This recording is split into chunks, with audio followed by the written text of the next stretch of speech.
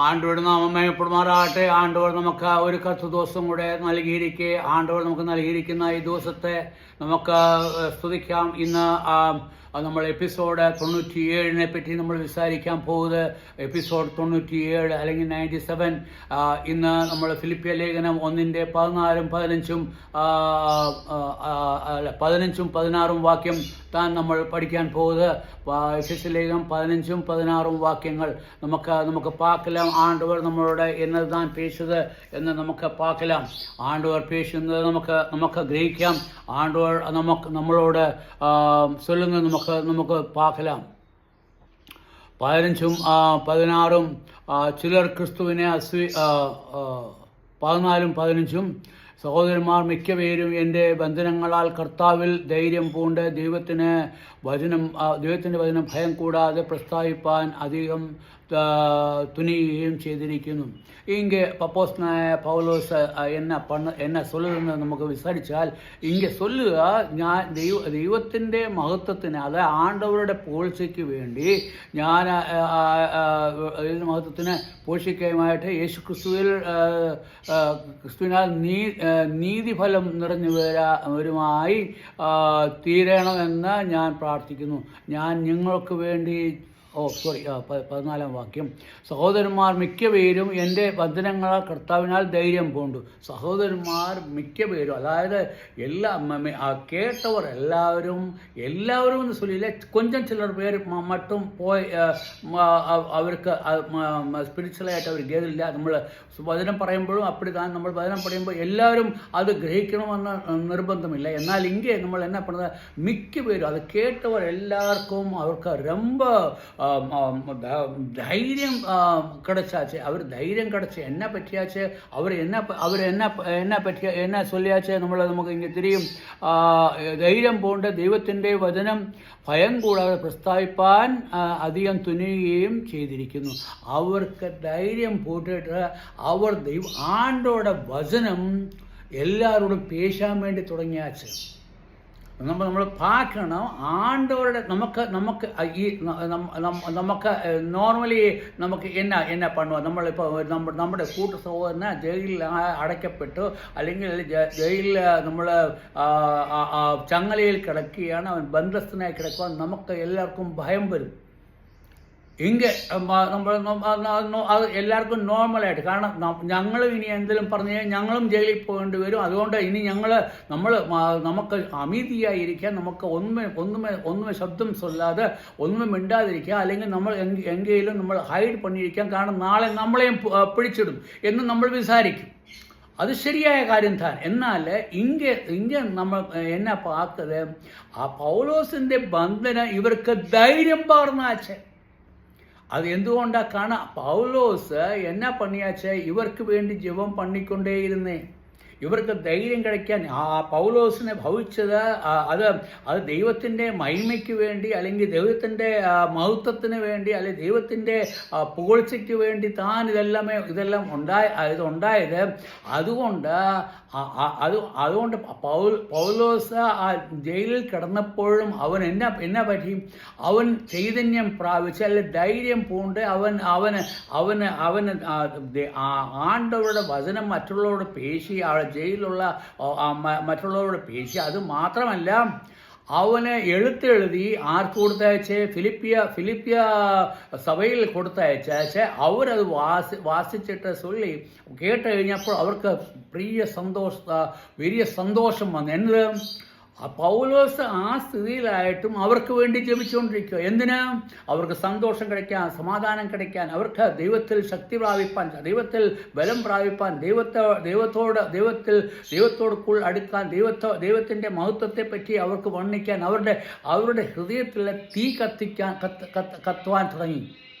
എന്നാൽ അവർ എന്നെ ചെയ്ത് തീ കത്തുവാൻ തുടങ്ങിയപ്പോൾ അവർക്ക് ധൈര്യം പൂണ്ട്. പൗലോസിന് വന്നെങ്കിൽ പൗലോസിന് അത് പ്രയാസമല്ലെങ്കിൽ ഞങ്ങൾ എന്തിനു ഭയപ്പെടണം, ഞങ്ങളും ഭയം കൂടാതെ ആണ്ടവരെ പറ്റി ഞങ്ങളും പേശിടും. അവർ ധൈര്യം പൂണ്ട് അവർ മറ്റുള്ളവരോട് എല്ലാവരോടും എന്നെ പറ്റിയാച്ച് അവർ സുവിശേഷം ചൊല്ലിയാച്ച്. ധൈര്യം പൂണ്ട്, അതായത് ഭയന്നല്ല അവർ ചൊല്ലിയത്. എപ്പടി ചൊല്ലിയാച്ച്, தைரியம் பூண்டு தான் அவர் ஆண்டவரோட வசனம் சொல்லி இங்கே നമ്മൾ 14 വാക്യം പൂണ്ട ദൈവത്തിൻ്റെ വചനം ഭയം കൂടെ പ്രസ്താവിപ്പാൻ അധികം തുനിയുകയും ചെയ്തു. അവർ കൊഞ്ചം அப்படி சொல்லுவല്ല, அதிகம் നേരത്തെ പണിയെക്കാട്ടി കൂടുതൽ ശക്തിയായിട്ട് അവർ വചനം ചൊല്ലാൻ വേണ്ടി തുടങ്ങി. നമ്മൾ നോക്കണം എത്ര വലിയ കാര്യമാണ് നമുക്ക്. കാരണം അവർ ആണ്ടവരുടെ പ്രകാശം അവർക്ക് ലഭിച്ചപ്പോൾ അവരെന്നാ പണിയാച്ച്, ആണ്ടവരുടെ ധൈര്യം അവർക്ക് വന്നു. അവർ ധൈര്യം പൂണ്ടു കഴിഞ്ഞപ്പോൾ അവർ ഭയപ്പെട്ട് ഓടുകയില്ല, അവർ കൂടുതൽ അല്ലെങ്കിൽ ജാസ്തി അല്ലെങ്കിൽ പെരിയ രീതിയിൽ അവർ സുവിശേഷം ചൊല്ലുവാൻ ശ്രമിക്കണം. നമ്മുടെ ജീവിതത്തിൽ അപ്പടിയാ നമ്മൾ ചെയ്യുന്നത്. നമ്മൾ ദൈവത്തിൻ്റെ വചനം വാസിച്ചിട്ട് നമുക്ക് നമ്മുടെ ഹൃദയത്തിൽ തീ കത്തുന്നോ ഇല്ലയോ, അത് നമ്മൾ വിസാരിക്കേണ്ട കാര്യം. നമ്മുടെ ഹൃദയത്തിൽ തീ കത്തുമ്പോൾ നമ്മൾ എന്നാ പണ്ണും, ആണ്ടവരെ നമ്മൾ കൂടുതൽ മഹത്വപ്പെടുത്തും, ആണ്ടവരുടെ വചനം നമ്മൾ കൂടുതൽ ചൊല്ലും. അത് ആരുടെ ധൈര്യം താൻ? ആണ്ടവരായ യേശുക്രിസ്തുവിൻ്റെ ധൈര്യം നമ്മളിൽ വന്നാച്ചേ. അവൻ പാപികൾക്ക് വേണ്ടി മരിച്ച കാര്യം അവർ ഓർക്കുമ്പോൾ, അവരെ രക്ഷിച്ച കാര്യം അവർ ഓർക്കുമ്പോൾ, അല്ലെങ്കിൽ അവരെ വീണ്ടെടുത്ത കാര്യം അവർ ഓർക്കുമ്പോൾ അവർക്ക് ധൈര്യം പൂണ്ടു. ഞങ്ങൾക്ക് ഇനിയും യാതൊരു പ്രയാസമില്ല. ആണ്ടവരുടെ വചനം അവർ കൂടുതൽ ധൈര്യം പൂണ്ട് അവരെന്നാ ചൊല്ലിയാച്ചേ, അവർ എല്ലാവരോടും പേശിയാച്ച്. 15 വാക്യത്തിൽ ഇതിൽ ചില നമ്മൾ 15 വാക്യത്തിൽ നമ്മൾ പാക്കുന്ന ചില കോംപ്ലിക്കേഷൻസ് നമ്മൾ കാണും, അല്ലെങ്കിൽ ചില പ്രശ്നങ്ങൾ നമ്മൾ ഇങ്ങനെ കാണും. നോക്കിക്കേ, എന്നാ പ്രശ്നങ്ങൾ. ചിലർ ക്രിസ്തുവിനെ അസൂയയും പിണക്കവും നിമിത്തം പ്രസംഗിക്കുന്നു, ചിലരോ നല്ല മനസ്സോട് തന്നെ. ഇങ്ങനെ നമ്മൾ പാക്കുന്നത് 2 കൂട്ടം ആൾക്കാർ അങ്ങെ പാക്കുന്നത്. 2 കൂട്ടം എപ്പടി, അതായത് ഈ വചനം ശുശ്രൂഷിക്കുന്ന 2 കൂട്ടം ആൾക്കാരെ അങ്ങ് പാസ് ചെയ്യുന്നത്. അവർ രണ്ടുപേരുടെയും മോട്ടീവ് അല്ലെങ്കിൽ അവരുടെ മനസ്സിലെ ചിത്തം എന്ന് പറഞ്ഞാൽ രണ്ടും 2 രീതിയിൽ തന്നെ. അത് നമ്മുടെ ഇടയിലും ഇതെല്ലാമേ നമ്മുടെ സഭയിലും ഇരിക്കുന്ന കാര്യം തന്നെ. ഇത് ഒന്നും നമ്മൾ മറച്ചു വെക്കേണ്ട കാര്യമേ അല്ല. എന്താ 2 കാര്യം? ചിലർ ക്രിസ്തുവിനെ അസൂയം പിണക്കം, അതായത് അവർക്ക് ജലസി വന്നാച്ച് അല്ലെങ്കിൽ അസൂയ വന്നാച്ച്, അവർക്ക് ഈ പണ്ണുന്ന കാര്യം കണ്ടിട്ട് അവർക്ക് പിണക്കം വന്നാച്ച്. അന്നേരം അവർ എന്നെ പണമെന്ന് തിരിയുമോ? അവർ സുവിശേഷം പേശുന്നതിന് നിയമം. അതുകൊണ്ട് ഈ മറ്റുള്ളവർക്ക് പ്രശ്നം വരണം. അതായത് ഈ പ്രശ്നങ്ങൾ, അതായത് നമ്മൾ പേശുമ്പോൾ ഇവരെയും ജയിലിൽ അടയ്ക്കപ്പെടണം, അല്ലെങ്കിൽ ഇവർക്കും അവർ ബന്ധസ്ഥരായി തീരണം, അല്ലെങ്കിൽ അവരും ചങ്ങലയിൽ പെടണം എന്നുള്ള വിചാരത്തിൽ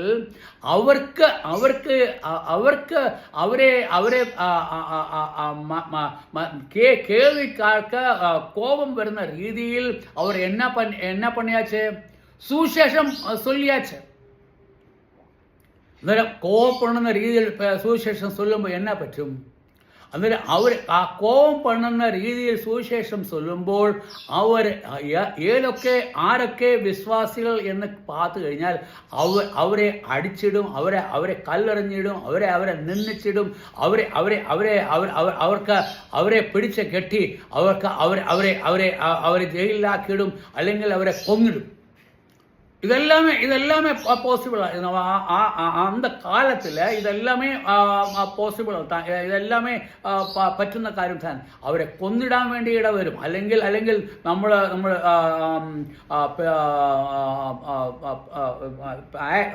ബുക്ക് ഓഫ് ആക്സിൽ നമ്മൾ വായിക്കുന്ന നമ്മൾ എന്താ വായിക്കുന്നത് தெரியுமா? അങ്ങ് അവർ സ്റ്റെഫാനസിൻ്റെ വചനം കേട്ടിട്ട് അവൻ സത്യം ചൊല്ലിയത് യഹൂദന്മാർക്ക് ரொம்ப கோபம் വന്നാച്ച്. സ്റ്റെഫാനസിനെ എന്നാ പണിയാച്ച്, അവർ കൊന്നാച്ച്. കൊന്നില്ല. അതും കല്ലെറിഞ്ഞ് കൊല്ലാച്ച. കാരണം അവർ ദൈവദൂഷണം ഇവർ ഇതുതന്നെ നിങ്ങൾ ദൈവദൂഷണം. അത് അവർ എന്നാ சொல்லுறது? ദൈവദൂഷണമെന്ന് சொல்லிയാൽ എന്നാ ദൈവദൂഷണം? ആണ്ടവർക്ക് ചിത്തമല്ലാത്ത രീതിയിൽ പേശുക. ഇവർ ആണ്ടവർക്ക് ചിത്തമില്ലാത്ത രീതിയിലാണ് പേശുന്നത്?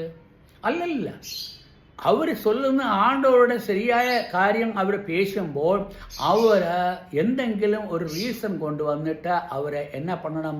ഇവരെ കൊല്ലണം. അതിനു വേണ്ടി ഈ കൂട്ടം ആൾക്കാർ എന്നാ பண்ணுவா?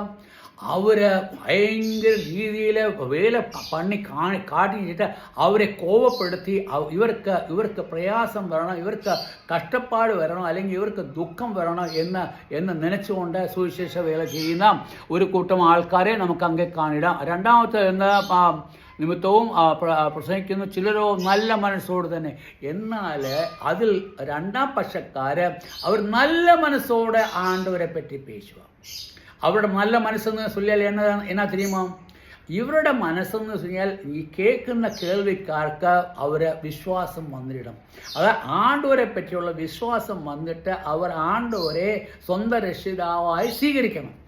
അതാണ് നല്ല മനസ്സോടെ. അതായത് അവരുടെ നോട്ടം എന്നതെന്ന് ചൊല്ലിയാൽ അവര് മറ്റുള്ളവരെ ദൈവസന്നിധിയിൽ വന്നിടണം എന്നുള്ളതാണ് അവരുടെ നോട്ടം. അതാണ് നല്ല മനസ്സോടെ. അവർക്ക് ദോഷം വരണമെന്നുള്ള രീതിയിലല്ല, ഈ കേൾവിക്കാർക്ക് ദോഷം വരുന്നുള്ള രീതിയില്ല, അല്ലെ അവരെ കോപപ്പെടുത്താൻ വേണ്ടി അല്ല. അവർ പ്രസംഗിക്കുന്നത് എന്തിനു വേണ്ടി അവർ പേശുന്നത്?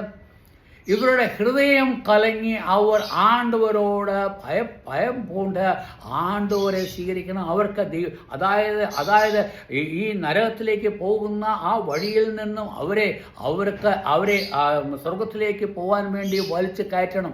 അതുതാണ് അവരുടെ ചിത്തം. അവരുടെ ചിത്തം എന്നത് അവർ ദൈവത്തിൻ്റെ മക്കളായി തീരണം. അതായത് അവരുടെ കൂട്ടു സഹോദരന്മാരായി തീരണം. അതുതാൻ ചിത്തം. അപ്പം ഞാൻ നിങ്ങളോട് പേശുന്നത് ഞാൻ അതേ ചിത്തത്തിലാണ്. എൻ്റെ എല്ലാ ചിത്തവും ഞാൻ വചനം ചൊല്ലുന്നതും എല്ലാം ഞാൻ നിങ്ങളോട് എന്നാ ചൊല്ലുന്നത് தெரியுமா? ആണ്ടവരെ നിങ്ങൾ വിശ്വസിച്ച നിങ്ങൾക്ക് ശരിയായിട്ട് തിരിഞ്ഞില്ലെങ്കിൽ നിങ്ങൾ തിരിയുവാൻ വേണ്ടി മറ്റും താൻ ഞാൻ നിങ്ങളോട് ഈ വചനം ചൊല്ലുക. അതായത്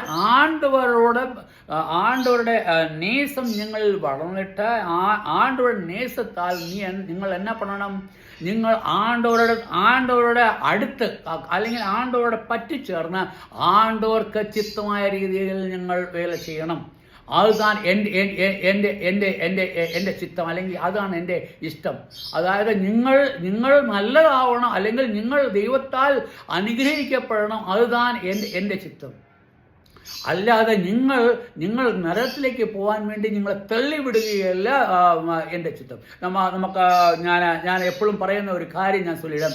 സാത്താൻ രണ്ട് രീതിയിൽ താൻ ദൈവമക്കളോട് ഇടപെടുന്നത്. എപ്പടി പേശുന്ന தெரியுமா? ഒന്ന് അവരോട് പറയും നീ ചെയ്യാതെ പിടിച്ച് പിന്നാടി വലിച്ചിടും, അല്ലെങ്കിൽ അവർ തള്ളിയിടും, നീ മുമ്പിൽ പോയി ചാടി വീടും.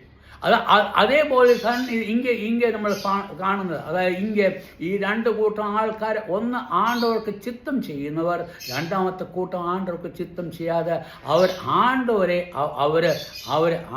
സ്വീകരിക്കാൻ മറ്റുമല്ല, ഈ ചെയ്യുന്നവർ അവർക്ക് പ്രശ്നം വന്നാൽ, അല്ലെങ്കിൽ അവർക്ക് പ്രോബ്ലം വന്നാൽ, അല്ലെങ്കിൽ പൗലോസിനെ പറ്റി ചിന്തിച്ച് പൗലോസ് ഇതെല്ലാം ചെയ്ത് പൗലോസിനെ കൂടുതൽ ശിക്ഷ കിടക്കാൻ വേണ്ടി ചെയ്യുക. അതാണ് അവരുടെ ഇത് പൗലോസ് എഴുതുക. അന്നേരം പൗലോസ് ആ രീതിയിൽ താൻ എഴുതുക. അന്നേരം അതുകൊണ്ട് രണ്ട് കൂട്ടത്തെ പറ്റി ചൊല്ലി ഇവിടെ എൻ്റെ സമയം മുടിഞ്ഞാച്ച് ഞാൻ ആണ്ടവർക്ക് ഞാൻ സ്തോത്രം പണുന്നു. നാളെ നമുക്ക് പിന്നെ വിസാരിക്കാം. ആണ്ടവർ നിങ്ങളെ അനുഗ്രഹിക്കുമാറാകട്ടെ. ആണ്ടവർ ആണ്ടവരുടെ അനുഗ്രഹവും കൃപയും കരുണയും നിങ്ങളുടെ മേൽ വർഷിപ്പിക്കുമാറാകട്ടെ. ദൈവനാമത്തിൽ പോകാനാകട്ടെ. ആമേൻ.